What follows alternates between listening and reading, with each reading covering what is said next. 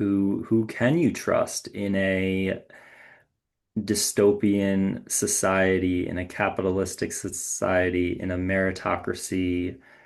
And then you put the mask on, and it either accepts you or rejects you. Welcome to In Between Realms, the podcast where fantasy and reality blur together. Hey everybody, I'm Elizabeth, your host. Today's guest is J.A. Merkel, author of the Fall Gauntlet series and the Fourth Portal. His story blends science fiction and fantasy with fast-paced action, immersive world building, and characters forced to make impossible choices.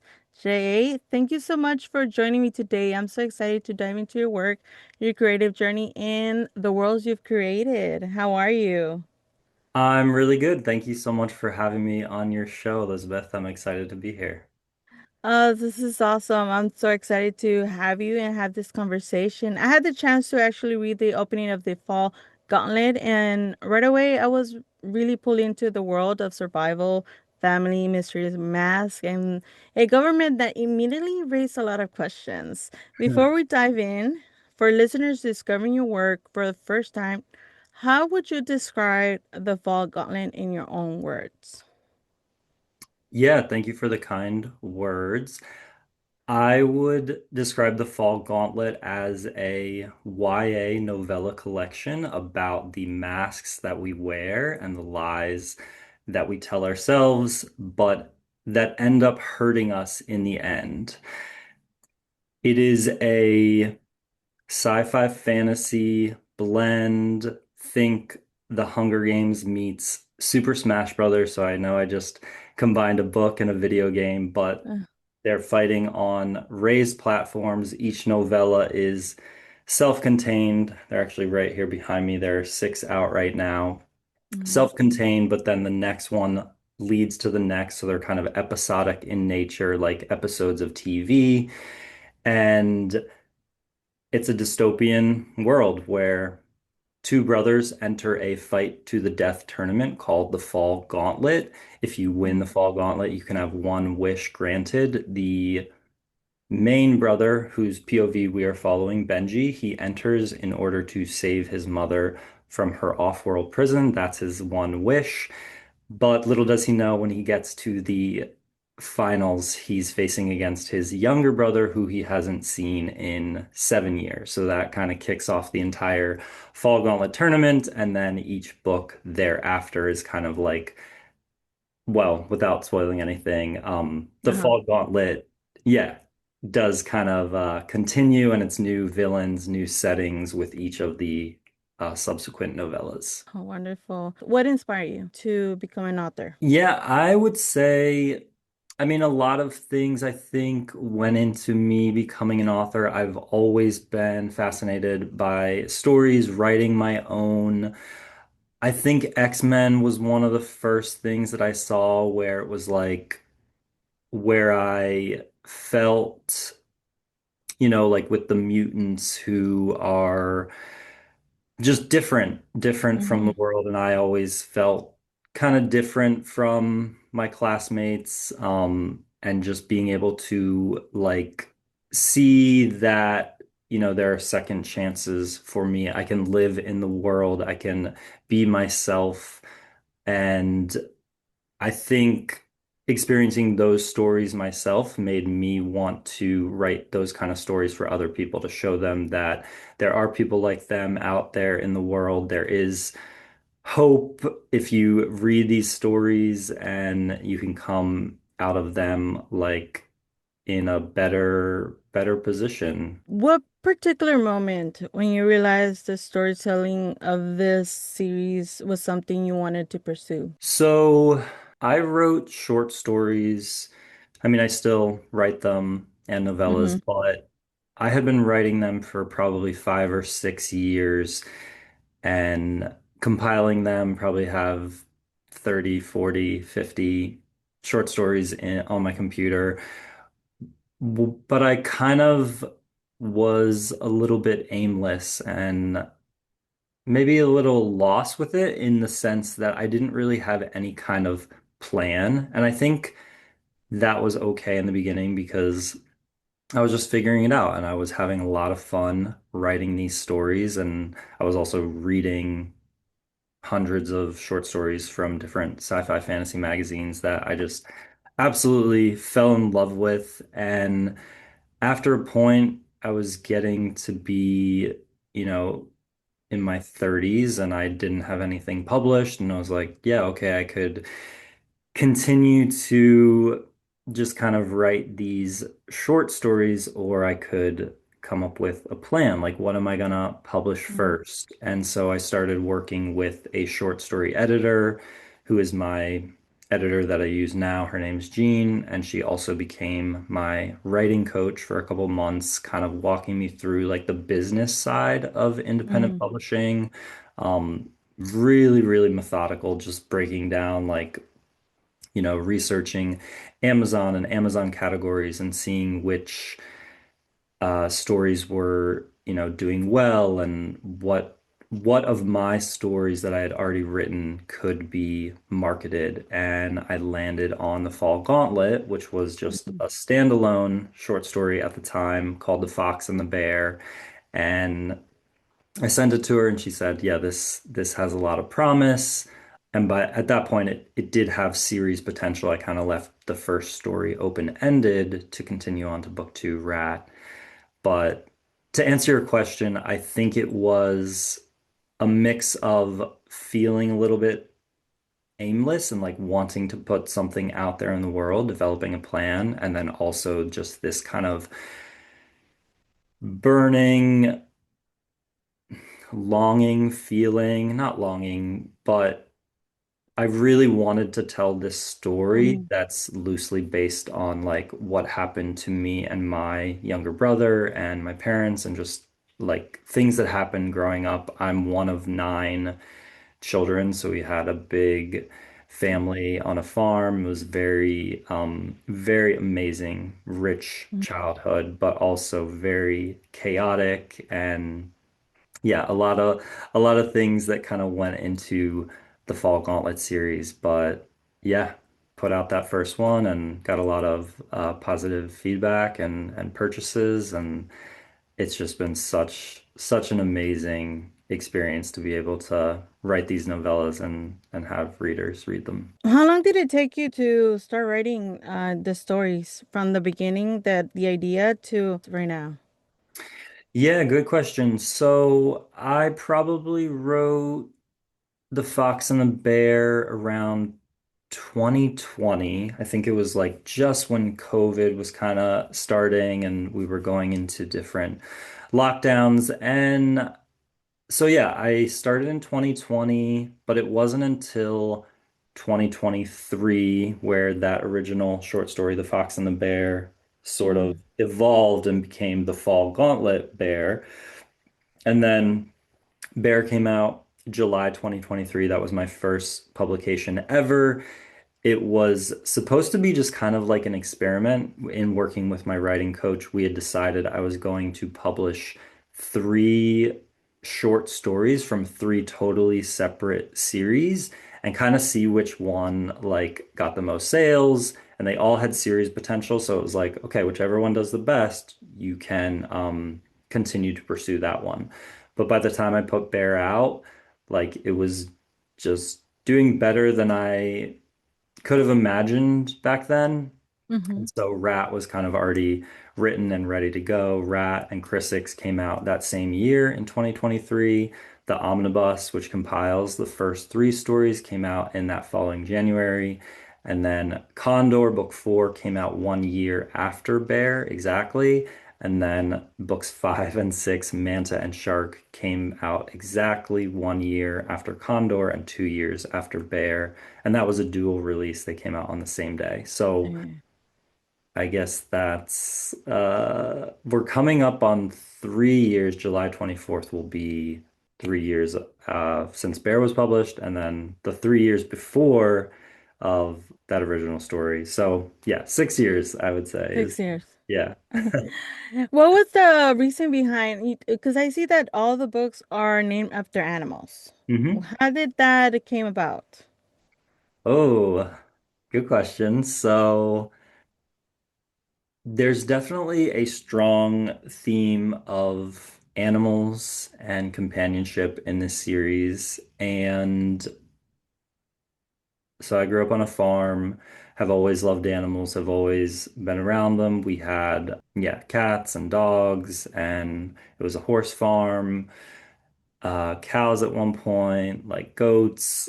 And so, yeah, I've always just felt a connection to nature and animals. And I wanted to tell a story, kind of a different kind of story of like the history of animals and where animals have come from and where we have come from, and kind of blending it with technology. Like, so for anyone listening, the Fall Gauntlet masks, you basically go to like this temple and you say your prayer or your sacrifice to the dei, which is like the gods and goddess of this world, and you say, please, I really want to match with this mask. I want to enter the Fall Gauntlet tournament. And then you put the mask on, and it either accepts you or rejects you. And it's kind of like this Mm, painful transformation where it's like attaching to your face. Think like Majora's Mask or The Mask, the movie with Jim Carrey. mm, And it's only going to choose one person. Each mask is only going to match to one person. So it basically rejects everyone else based on the prayer that you make. And so there's also an element of technology to this. I've always been interested in tech. I'm a sci-fi writer. I'm interested in the ways in which technology affects humans, whether that's for good or for bad. And so it's like this merging of this mask that you put on your face, but the more you put it on, the more attached you become to it, the more your neurons mm, sync to it, and you sort of become a little bit addicted to, because it gives you these like special abilities, these special powers. The main character has like precognition, so he can kind of see things before they happen. And then, mm, mm, so to answer your question, I thought it would be cool to kind of match the qualities of like a human to an animal, kind of like this soul bond. And so the mm. younger brother, Soren, does match to the bear mask. And I'll kind of just leave it there. There's a lot to back with like the animal mask, but yeah. So this is set into like a futuristic setting. They're different planets, or is it just one? Yeah, so it is a futuristic setting. The planet is called Calypso, and there is a intergalactic, well, yeah, it hasn't been revealed yet, but it is connected to my other series, The Fourth Portal, which is on Okay. an entirely different planet. We don't really know yet, like how these planets are connected, if it's even the same timeline. But yeah, I would say like think cyberpunk, futuristic, so like arcane, but also a little bit dystopian. So a lot of separation between like the different classes and the ruling classes and the crown, kind of gladiatorial meets like arcane cyberpunk. Yeah. Oh, that's cool. So one of the things that stood out to me immediately was the relationship between Benji and Soren. Even before they reunited, I found myself invested in both brothers. How did you approach building the emotional connection between them? Yeah, really, really deep question. I love it. I approached it really just drawing upon my own experiences, Hmm. everything that I went through as a kid and with my brother, and kind of yeah, things in school, but I just drew upon real experiences. I mean, it's not like a one-to-one, like everything that's happening to Benji and Soren is what happened to us. Obviously, there's like a, layer of sci-fi and fantasy to it, but my brother and I post about this on social media, so it's not like a secret. Hmm. I kind of been teasing some of this out without giving too much away. But yeah, my brother and I were literally like mortal enemies for the longest Uh, time. We like hated each other, and a reason for that, it's like I take full responsibility and accountability for everything that happened. I'm not trying to like push this off on other things, but I do think there was like things that got between us, whether it was like things that our parents were teaching us about who to love and how to love and things like that, where we kind of took them in very different ways, and it caused a lot of tension between us before we could kind of come out of it and realize that we need to like think for ourselves and find the truth for ourselves, find the truth mhm. that like lives within our own bodies. And so yeah, that's actually one aspect that comes a little bit easier because it is so real and raw to me. Now, do you have a good relationship with your brother? I do, yeah. So Mm-hmm. yeah, things are good now. We actually went on like a backpacking trip through Europe a couple of years ago. We were going to the wedding of a childhood friend in Greece. And so we kind of met up last minute. Like he had plans that fell through. I was his backup plan, which I was totally fine with. But yeah, Mm. we really bonded, went to Spain together, Croatia, and then Greece. And it was like such a healing time. Like it felt like Mm. so many things from our childhood just kind of like yeah. That's amazing to be able to get that wonderful relationship back together. And then the fact that you use that to write the books, I think it's something wonderful to do. From the beginning, I found myself wondering who I could actually trust. Was Mhm. creating the uncertainty something you intentionally planned from the start? Oh yes. Oh yes. Yeah, very, very astute questions. I think the entire series is just going to be full of betrayal and trust issues and trying to find out who is behind each mask. There's kind of like a mystery thriller element. In Bear, it's revealed on page one, like the younger brother is behind the bear mask. But in some of the other ones, it's a little Mm. bit more teased out, and you might think it's one character when we start, but then it changes to another, and I want it to be, yeah, kind of a mirror to our own world of who can you trust in a dystopian society, in a capitalistic society, in a meritocracy, and yeah, that's just such a fun element to explore. So the crown immediately feels kind of intimidating without needing pages of explaining.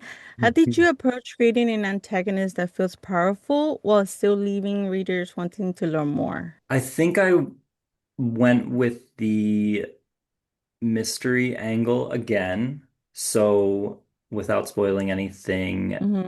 the crown, it's not really talked about in book one too much, but the crown is a faceless entity right now.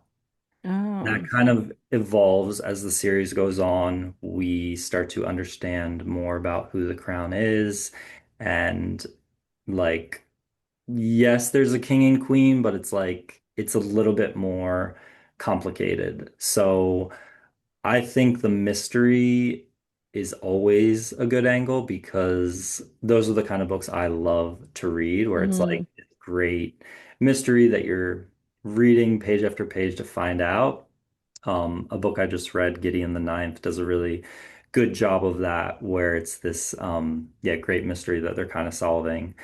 And we see the crown's power through the Fall Gauntlet tournament itself. Yes, it's this tournament to pay homage to the gods and the goddesses, the dei, but the crown is the entity on the planet carrying it out century after century, pitting these humans against each other with this advanced technology in order to kind of keep the world in order. And like you can't defy the crown. If you defy the crown, you're gonna die. So I think that comes through where it's like, okay, they're powerful, but they're also mysterious. Like, how do you stop this entity when you don't even know who they are? That even gets me more intrigued to even read the story. Is it seems like it's a world where I feel like I don't know if I'm incorrect about this, but they seem like it's fun for them, the crown, for them to see everybody fighting against each other, like it's entertainment for them. Is it? A little bit, yeah. Yeah. We, yeah, we'll kind of start to see as the series goes. But there's also complexity. I think it's fun for maybe the audience, certain people of the audience. Another element is they are, because then there's the whole political cycle. So if the bear wins, they're going to have 4 more years of like harvest, and the crown is going to pour money into agriculture and people working in the field with their hands. So there are people in this world who are farmers or they grow rice or whatever, where they really want the bear to win. They want this political cycle to continue because that's good for them. They get what they need and they can feed their Mm-hmm. families. Whereas the lynx, if the lynx wins, those are the two final opponents, the two brothers. It's Uh-huh. going to be 4 years of science and innovation and technology, and the crown will finally say, okay, we can pour more money into this. Um, Mm. so that's the way to get all of the audience, the civilians involved and have them care and have a stake in it. And I mean, we see it. There's nothing more powerful than having these two sides constantly fighting each other while people at the top kind of are orchestrating it like puppeteers. Mm. So without revealing or spoiling, could you say the the ones that are gonna fight in the tournament, are they chosen or are they like because I know that he was speaking on the chapter one that he was in a cell. So is Mhm. it the people that got in prison or is it somebody that it just generally got chosen by the gods?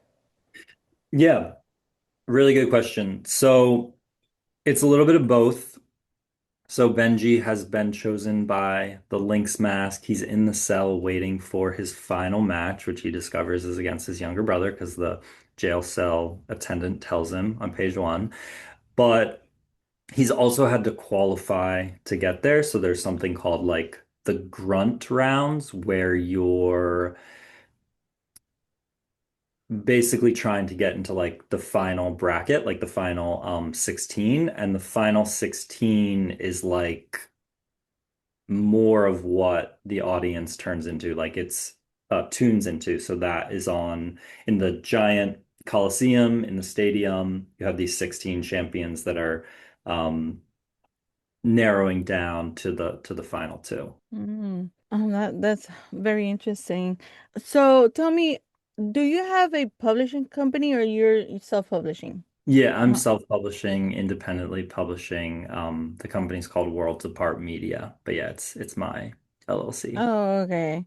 So you are your own publishing company, I am, basically. yeah. I'm an author Okay. and a publisher, technically. Okay. So, did you ever consider having other publishing company or you just wanted to do it on your own? Yeah, good question. Definitely the age-old question of should I go traditional, or should I do independent? And I kind of went back and forth on it for a really long time. I would say when I first learned about independent publishing, like right out of college, 21, 22 years old, I was like, yeah, I definitely want this. I had started my own business when I was 14. I ran a sports summer camp on my parents' farm and I ran it for like 14 years. It was awesome, such an incredible like opportunity, but it also kind of showed me that I love working for myself.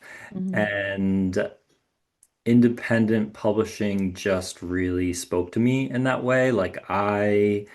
School was fine, but I didn't love like just all of the, I don't know, like submitting papers and getting graded. And I kind of saw traditional publishing as the same, as like a similar thing, like kind of Mm, getting this gatekeeper to say yes to you.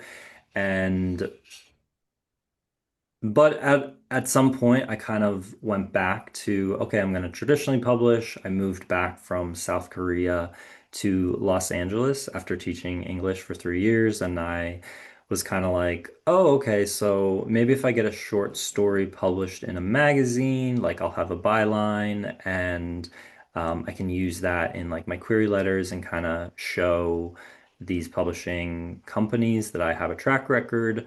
That was my thinking. I had been submitting to sci-fi fantasy magazines and I was just getting like so close, like form rejections, which is like a copy paste with that they send to like 99.9%. I was mm, getting those, and then I was getting like personalized rejections from some pretty like prestigious magazines, magazine of fantasy and science fiction. I think it was CC Finley at the time. Like we had an exchange, and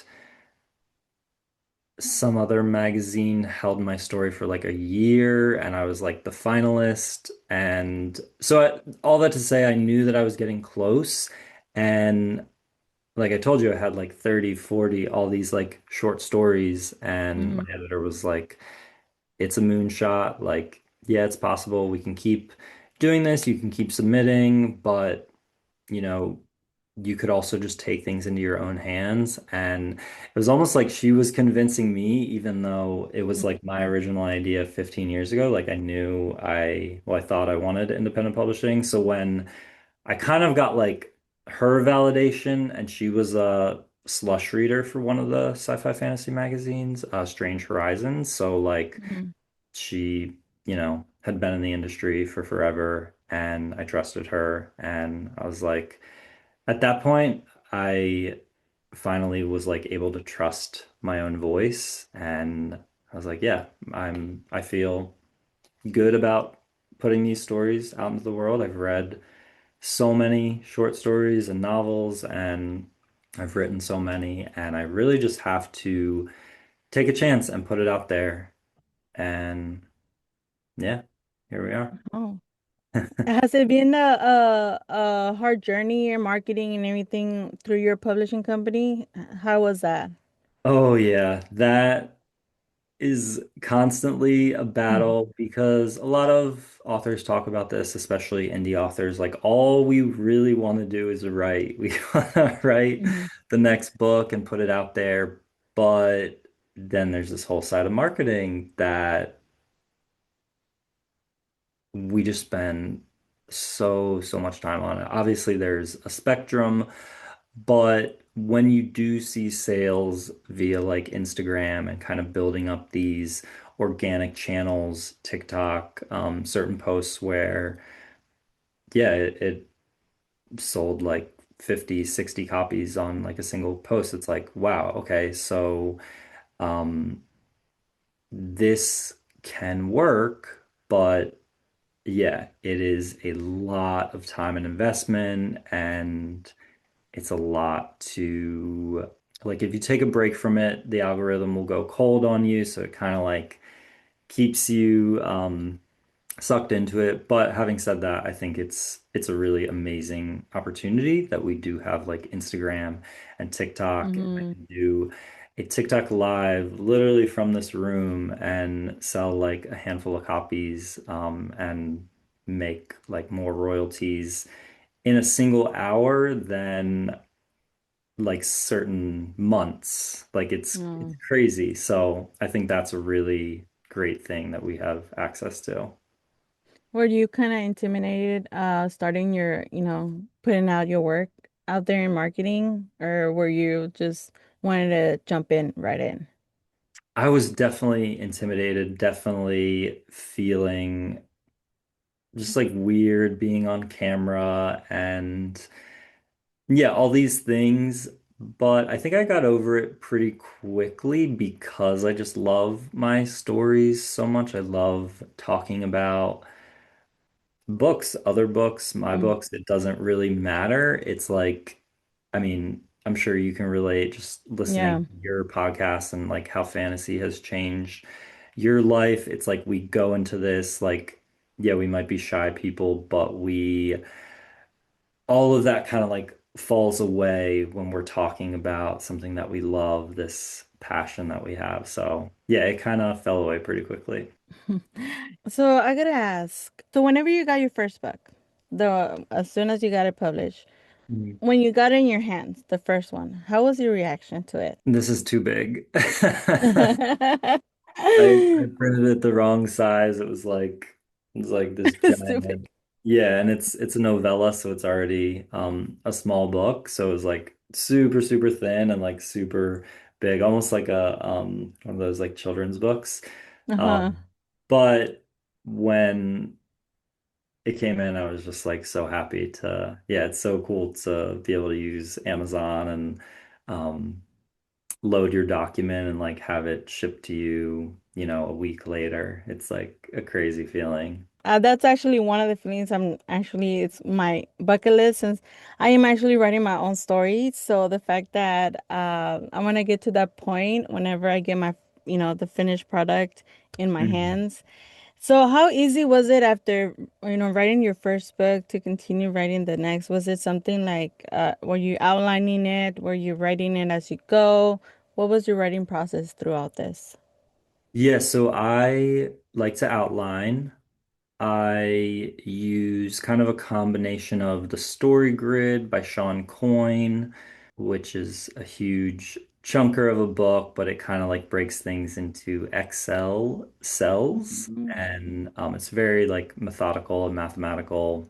So I've been using that a lot for this novella series, kind of breaking out like the obligatory scenes. So this is like a revolution rebellion story, and so that was really helpful with kind of like yeah, getting a basic outline and then you know writing it and using kind of my experiences and emotion to yeah be really excited about like writing every day. So you're preparing to do a Kickstart for the Fall Gauntlet Omnibus, Mhm. Volume 1, which collects the first three books into a collection edition.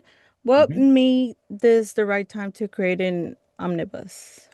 To be clear, so the omnibus is technically already out. Okay. It's that orange one right there. So Okay. and it compiles, yeah, books one, two, and three, Bear, Rat, Chris into one volume.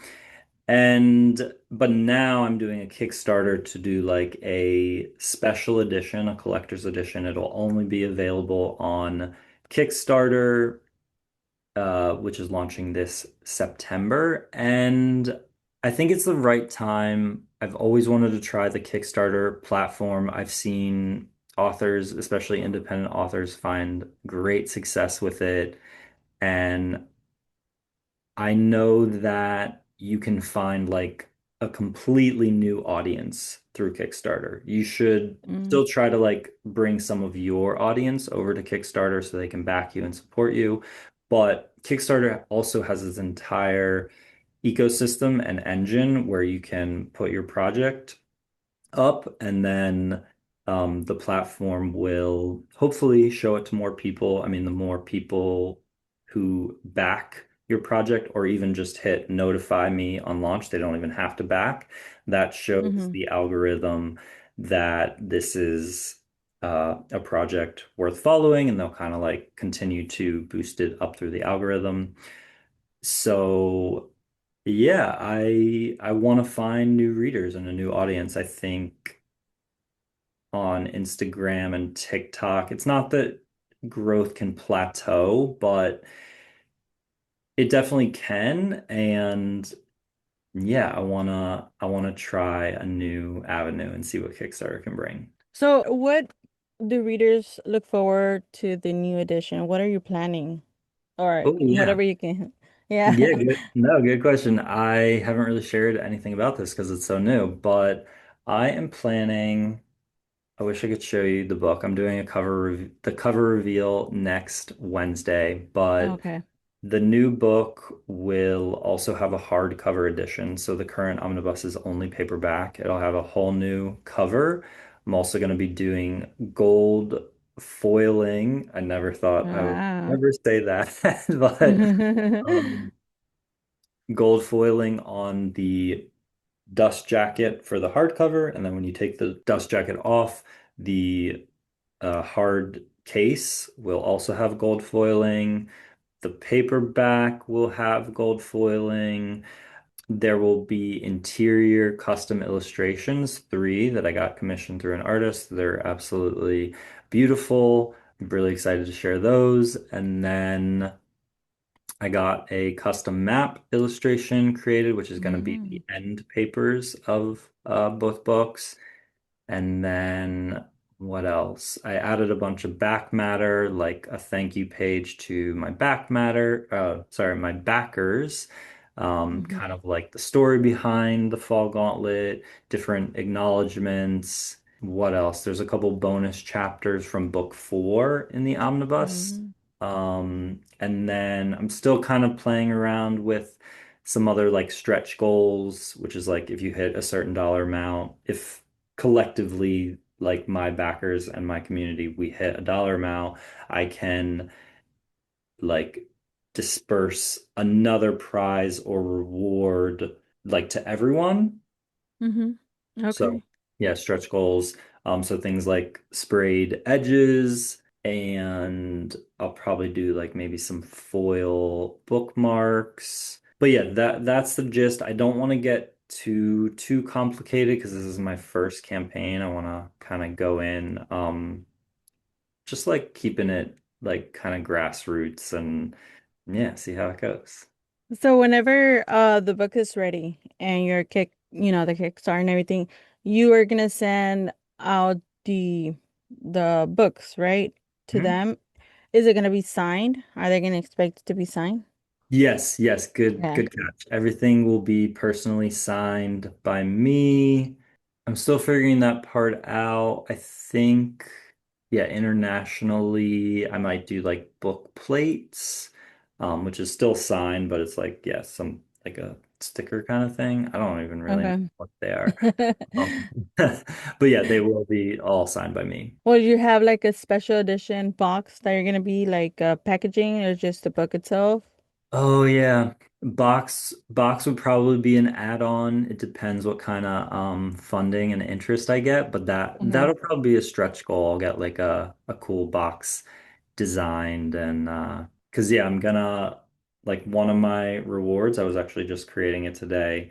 It'll Hmm. be the product itself, the new special edition of the omnibus, but I'll also include like all six novellas and then my original omnibus and then the two fourth portal books. So yeah, it'll be kind of a lot of different options. That's gonna be fun. It's gonna be fun to see it.